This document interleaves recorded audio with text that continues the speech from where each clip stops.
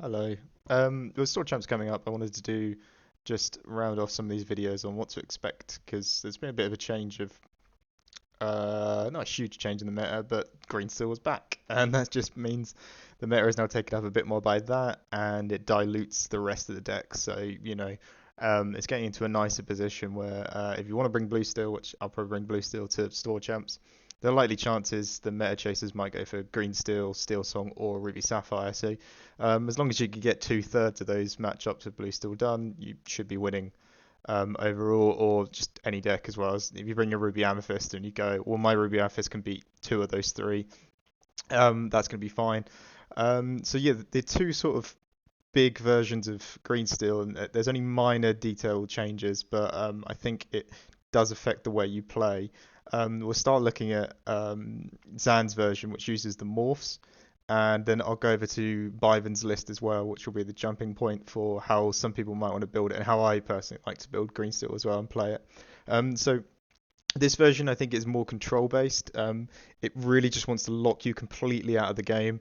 With the Prince John, the Hypnotizers, Sudden Chills, the Annas, and the Ursulas, just completely lock you out of the game so you can't play. To make sure you have no draw power at all. Of course, its worst enemy is still Hiram, but I've noticed a lot of people after the event have gone up to four muses, but bouncing a Hiram is kind of never great with the muses unless you can bounce then discard it. So if you could bounce double sudden chill, hypnotize, but that's still a lot of cards required. So people won't usually do that too much. But yeah, this is what you'd usually see, and of course it's going to focus very much in on the Diablo shift lines early on.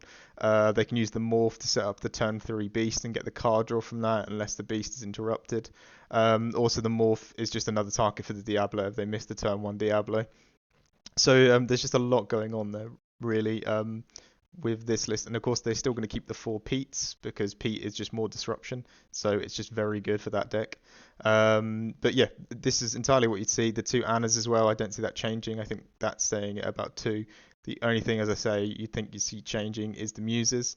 Maybe goes up an account because I know a lot of the Green Steel players are just saying how good that card is, and especially in the mirror or against a few of the other decks that play lower to the ground characters, just having a 2/4 with ward as well is really nice on top of the effect that it can do. Is also really useful. And as well, sorry, I said the Muse can go, the Morph can go into the Beast, but of course they generally have a decision to make where do I want to go for the card draw option or do I want to win the board harder with Tinkerbell with that shift on 4, which they can opt for as well. They'll probably only opt for that for decks like aggro-y decks, anything that's going to outrace them. Besides that, they're probably just going to get for the Beast to get the card draw in, and then they've got a lot of resources to work with there.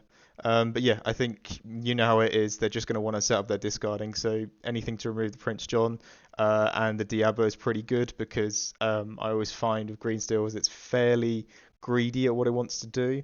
I mean, Diablo Shift Diablo is a 3 card combo. You need to play a Diablo, remove an action, then shift the Diablo. Yeah, they get a card draw back afterwards, but lose 3 cards for 1 card isn't always the best. And then they want to populate the hand again with like Ursula let the Storm Rage on, or Diablo, or Prince John down, and then Ursula sings Sudden Chills, then get some cards back. But yeah, I think this is the version you're going to see more often, as it's just it won an event. When things on regionals, they usually get net decked and played, and I don't really blame people for that. That's just how TCGs go. But yeah, I think this will be the standard version of Green Steel. That you're going to see at Store Champs, but the other version is the Bivers one, and the only real difference I'm going to state here is that it uses SME over Morph, and I believe in a lot of testing originally a lot of the Green Steel players were just using SME because they wanted a strong turn 2, and then they eventually went over to using Morph. But I think there can be something to be said where you could use a version like this. It could look exactly the same as this, but you would say like cut the top Tinkerbells off, remove the morphs and put Smees in, and play it sort of similar to how my list was running, which was pretty much this list, but I cut the Tinkerbells and I put Baboons in for the mirror. I took the morphs out and I put Smees in.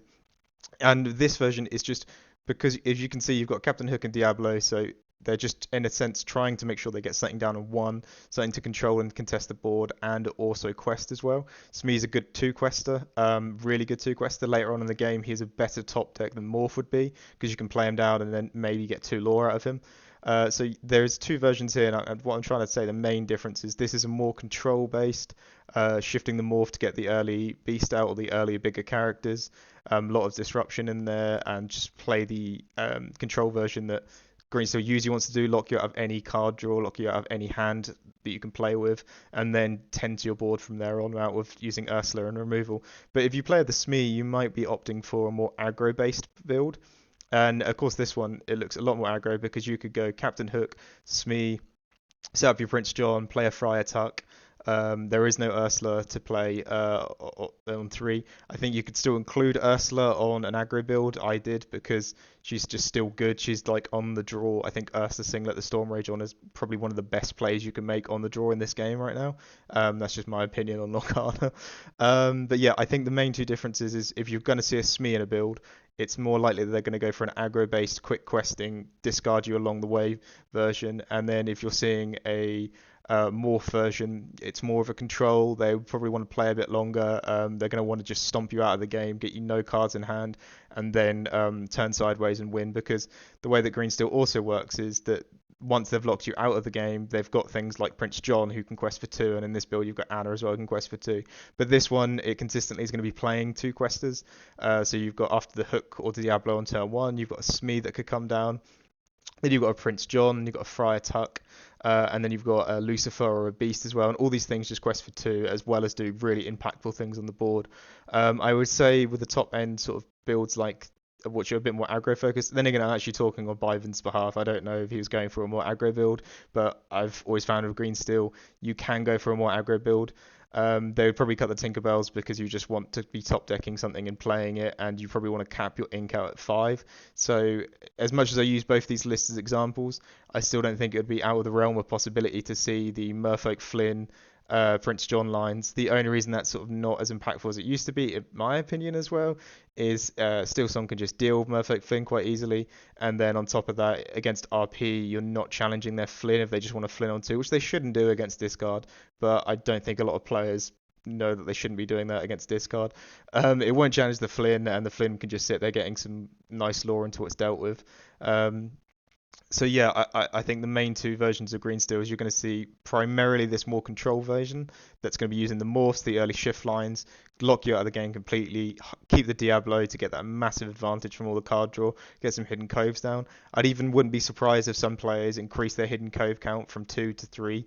I think 4 maybe is a little bit too much, but as we see on Byvan's list, he did include 4 there. So I think between 2 and 4 is not out of the realm of possibility. So if you maybe even expect 3. Just yeah. Diablo on 1 shift move to a cove is just really strong against a lot of things. Now it's going to mean that Let the Storm Rage on doesn't kill it. Strength would require 3 characters on board. Brawl doesn't remove it. They might have to have an evasive to hit it, but then of course Diablo can sing Let the Storm Rage on, like if it's a Pegasus 3/1 red. So yeah, they're going to want to hit that play as often as they can. It's just how hard do you want to commit to that, because on top of it, Hidden Carve's just kind of a really bad card to top deck, and it's also just not a great card. But yeah, overall, I think you're going to either see control or you're going to see aggro, and you can kind of tell earlier on by the pace at what they're playing, if they're trying to lock the game out a bit quicker, if they're playing cheap, heavy questers early on, 2 questers, or if they're going to be playing a morph on 2. If they're going to be playing a morph on 2, they're going to take their time with the matchup. But yeah, that's just what I think you're going to expect to see from Green Steel. I still think people are going to theory craft on it a lot. I remember with the Bucky builds, a lot of people were going really outside of the box with that because there is a lot of Floodborns. And, cards like Chief Bogo, I don't rate that as an amazing card, but I know a lot of people will. So, there were some Chief Bogos going around in Green Steel lists before this as well. So that's just another thing to mention, that likely you're going to see a list like this, or likely you're going to see a more aggro Smee build. But overall, it's Green still out there, and I think a lot of people want to try some things. As long as they have the Diablo line and a Prince John with some discard, they'll probably be happy with their lists. But yeah, that's just my thoughts on Green Steel going into set champs.